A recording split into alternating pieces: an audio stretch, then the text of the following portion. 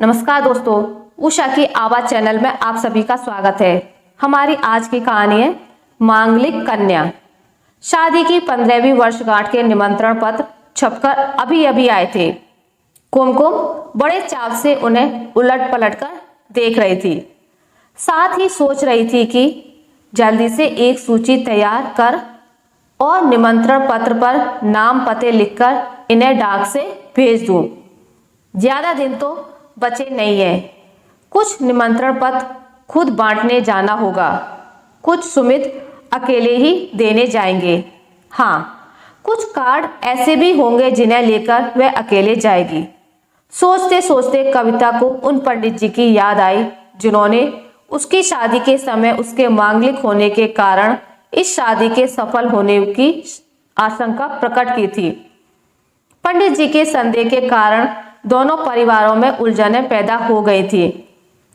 ताई जी ने तो अपने इन पंडित जी की बातों में आकर कई पूजा पाठ करवा डाले थे। एक एक करके कविता को अपनी शादी से जुड़ी सभी छोटी बड़ी घटनाएं याद आने लगी। कितना तनाव सा था उसके परिवार वालों ने इस शादी के 1 महीने पहले तक। उस समय यदि सुमित ने आधुनिक एवं तर्कसंगत विचारों से अपने परिवार वालों को समझाया बुझाया ना होता तो हो चुकी होती यह शादी। कुमकुम को जब सुमित उसके माता पिता एवं ताई जी देखने आए थे तो सभी को दोनों की जोड़ी इतनी अच्छी लगी कि पहली बार में ही हाँ हो गई। सुमित के पिता मनोज का अपना व्यवसाय था, अच्छा खासा पैसा था। परिवार में सुमित के माता पिता, एक बहन और एक ताई जी थी। कुछ साल पहले ही ताऊ जी की मृत्यु हो गई थी। ताई जी बिल्कुल अकेली हो गई थी। उनकी अपनी कोई संतान नहीं थी। सुमित और उसकी बहन पायल ही उनका सब कुछ थे। सुमित तो वैसे ही उनकी आंखों का तारा था। बच्चे ताई जी को बड़ी माँ कहकर पुकारते और उन्हें सचमुच में ही बड़ी माँ का सम्मान भी देते। सुमित के माता पिता भी ताई जी को ही घर का मुखिया मानते थे। घर में छोटे बड़े सभी निर्णय उनकी सहमति से ही लिए जाते थे। जैसा कि अक्सर होता है, लड़की पसंद आने के कुछ दिन बाद छोटी मोटी रस्म करके रिश्ता पक्का कर दिया गया। इस बीच सुमित और कुमकुम कभी कभार एक दूसरे से मिलने लगे। दोनों के माता पिता को इसमें कोई भी आपत्ति नहीं थी। वे स्वयं भी पढ़े लिखे और स्वतंत्र विचारों के थे। बच्चों को ऊंची शिक्षा देने के साथ साथ अपना पूर्ण विश्वास भी उन्होंने बच्चों को दिया था।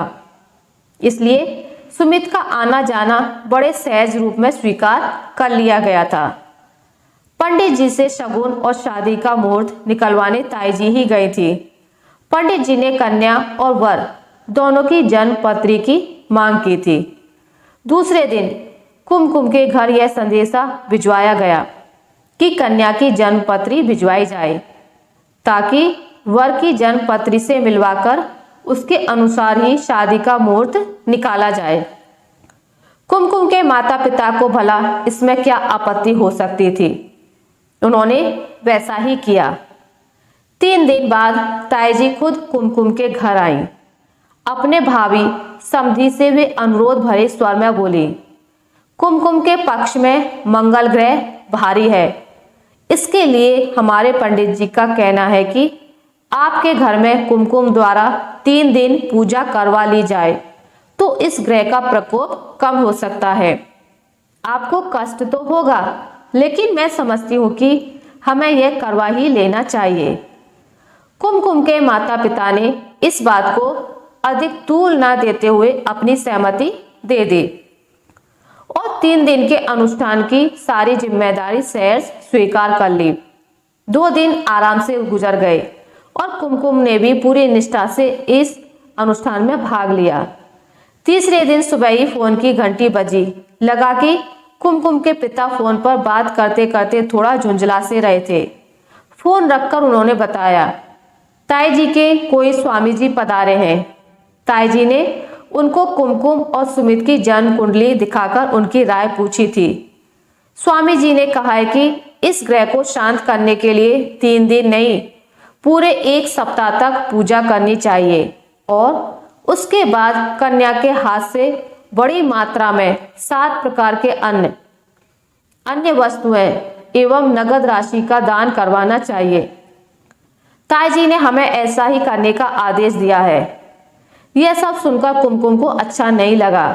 एक तो घर में वैसे ही शादी के कारण काम बढ़ा हुआ था, जिस पर दिन रात पंडित जी के पूजा पाठ, उनके खाने पीने का प्रबंध और उनकी देखभाल, वह बेहद परेशान हो उठी।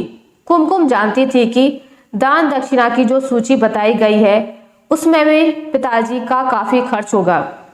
वह समझ नहीं पा रही थी कि क्या करे, लेकिन माँ के चेहरे पर कोई परेशानी नहीं थी। उन्होंने ही जैसे तैसे पति और बेटी को समझा बुझाकर धीरज न खोने के लिए राजी किया।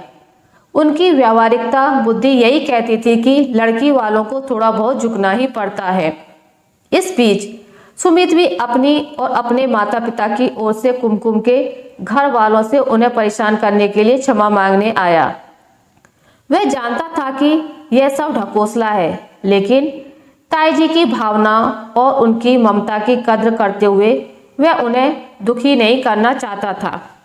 इसलिए वह भी इसमें सहयोग देने के लिए राजी हो गया था, वरना वह और उसके माता पिता किसी भी कारण से कुमकुम के परिवार वालों को परेशान नहीं करना चाहते थे। लेकिन अभी एक और प्रहार बाकी था। किसी ने यह भी बता दिया था कि इस अनुष्ठान के पश्चात कन्या का एक झूठ मूठ का विवाह बकरे या भेड़ से करवाना जरूरी है, क्योंकि मंगल की जो कुदृष्टि पूजा के बाद भी बच जाएगी वह उसी पर पड़ेगी। उसके पश्चात कुमकुम और सुमित की शादी बड़ी धूमधाम से होगी और उनका वैवाहिक जीवन पूर्ण रूप से सफल हो जाएगा। ताई जी यह संदेश लेकर स्वयं आई थी। उस समय कुमकुम घर पर नहीं थी। जब वह आई और उसने यह बेहुदा प्रस्ताव सुना तो वह बौखला उठी। उसे समझ नहीं आया कि वह क्या करे। पहली बार उसने सुमित को अपनी ओर से इसमें सम्मिलित करने का सोचा।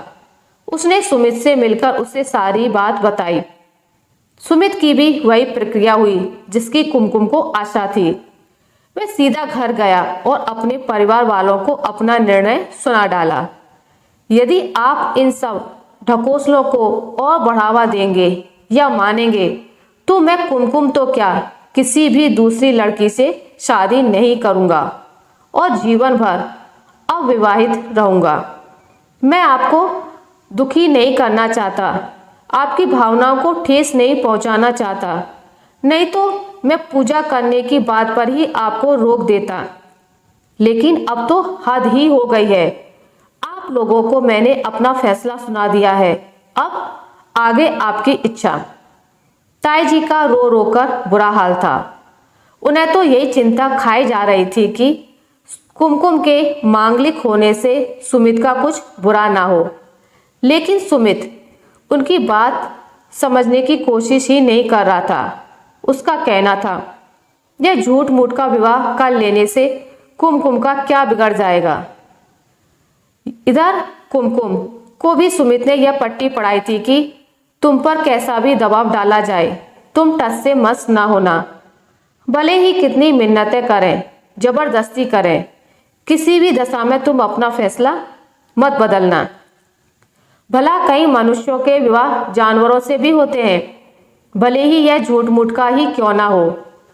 कुमकुम तो वैसे ही ताई जी के इस प्रस्ताव को सुनकर आपे से बाहर हो रही थी। उस पर सुमित ने उसकी बात को स्वीकृति देकर उसकी हिम्मत को और बढ़ाया था। साथ ही सुमित ने यह भी बता दिया था कि उसके माता पिता को कुमकुम बहुत पसंद है और वे इन ढकोसलों में विश्वास नहीं करते, इसलिए ताई जी को समझाने में उसके माता पिता भी सहायता करेंगे। वैसे ताई जी को यह स्वीकार ही नहीं होगा कि सुमित जीवन भर अविवाहित रहे। वे तो ना जाने कितने वर्षों से उसके विवाह के सपने देख रही हैं और उसकी बहू के लिए उन्होंने अच्छे से अच्छे जेवर बनाकर रखे हुए हैं। लेकिन पुरानी रूढ़ियों में जकड़ी अशिक्षित ताई जी एक अनजान भय से परेशान इन पाखंडों और लालची पंडितों की बातों में आ गई हैं। सुमित ने कुमकुम को बता दिया था कि धीरे धीरे सब ठीक हो जाएगा और अगर फिर भी ताईजी ने स्वीकृति नहीं दी तो दोनों के माता पिता की स्वीकृति तो है ही, वे चुपचाप शादी कर लेंगे। कुमकुम को सुमित की बातों ने बहुत बड़ा सहारा दिया था, पर क्या ताईजी ऐसे ही मान गई थी? घर छोड़कर जाने और आजीवन शादी न करने की सुमित द्वारा दी गई धमकियों ने अपना रंग दिखाया और 4 महीने का समय बेकार करके आखिर में कुमकुम और सुमित की शादी बड़े धूमधाम से हो गई। कुमकुम एक भरपूर गृहस्थी के हर सुख से संपन्न थी। धन संपत्ति, अच्छा पति, बढ़िया स्कूलों में पढ़ते लाडले बच्चे और अपने सास ससुर की वह दुलारी बहू थी। बस उसके वैवाहिक जीवन का एक खलनायक था मंगल ग्रह, जिस पर सुमित की सहायता एवं प्रोत्साहन से कुमकुम ने विजय पाई थी। कभी कभी परिवार के सभी सदस्य मंगल ग्रह की पूजा और नकली विवाह की बातें याद करते हैं तो ताईजी सबसे अधिक दिल खोलकर हंसती हैं। काफी देर से अकेली बैठी कुमकुम इन्हीं मधुर स्मृतियों में खोई हुई थी। तभी फोन की घंटी ने उसे चौंकाकर इन स्मृतियों से बाहर निकाला। फोन पर बात करने के बाद उसने अपना कार्यक्रम निश्चित किया और यही तय किया कि अपने सफल विवाह की 15वीं वर्षगांठ का सबसे पहला निमंत्रण पत्र वे आज ही पंडित जी को देने स्वयं जाएगी। ऐसा निर्णय लेते ही उसके चेहरे पर एक शरारत भरी मुस्कान उभर आई थी। आशा करती हूँ आपको मेरी आज की कहानी अच्छी लगी होगी। अगर आपको मेरी ये कहानी अच्छी लगी है तो इसे लाइक करें, ज़्यादा से ज़्यादा शेयर करें और अगर आप मेरे चैनल पर नए हैं तो इसे सब्सक्राइब करना ना भूलें। मिलते हैं एक नई कहानी के साथ, तब तक के लिए नमस्कार।